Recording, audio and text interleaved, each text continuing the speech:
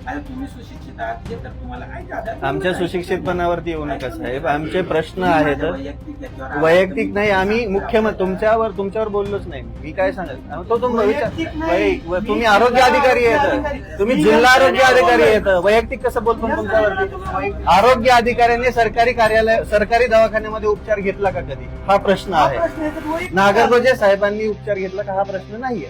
हा प्रश्न नाहीये. प्रश्न काय आहे? जिल्हा आरोग्य अधिकाऱ्यांनी किती वेळा?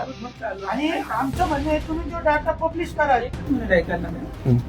जे कोणतंही इंजेक्शन लस येते त्याला क्लिनिकल ट्रायल्स होतात.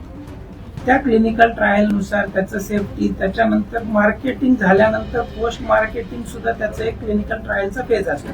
4 फेजेस मध्ये क्लिनिकल ट्रायल होतात. हे पूर्ण कुठल्याही देशात गेलात, कुठेही गेलात तरी त्याच्यानुसार हे होतं. त्याच्यानुसार त्याचा पूर्ण सेफ्टी डेटा सगळा डेटा येतो. या लसीचा सुद्धा पूर्ण जे आहे त्याच्यात सगळा डेटा आहे. दुसरी गोष्ट राहिली अमेरिकेतलं USFDA ने ह्या लसीला मान्यता दिलेली आहे. आता तिथे ही गार्डासिल 4 नावाची होती, ही चालूच आहे, याला बंदी नाहीये. गार्डासिल 9 आली आता आणखी, म्हणजे याच्यात 4 कॉम्पोनंट होते, आता आणखी 5 कॉम्पोनंट ऍड करून अमेरिकेमध्ये सध्या गार्डासिल 9 नावाची लस ती पण वापरत आहे. 4 पण आहे, तिला बंदी नाहीये अमेरिकेत सुद्धा. USFDA आपल्याकडे डॉक्युमेंट्स आहेत ते पण. हा पहिला मुद्दा. दुसरं, ज्यावेळी भारतात सुद्धा तिला लस मान्यता मिळते, ह्या सगळ्या पूर्ण असं काही नसतं की प्रत्येक देशात वेगवेगळ्या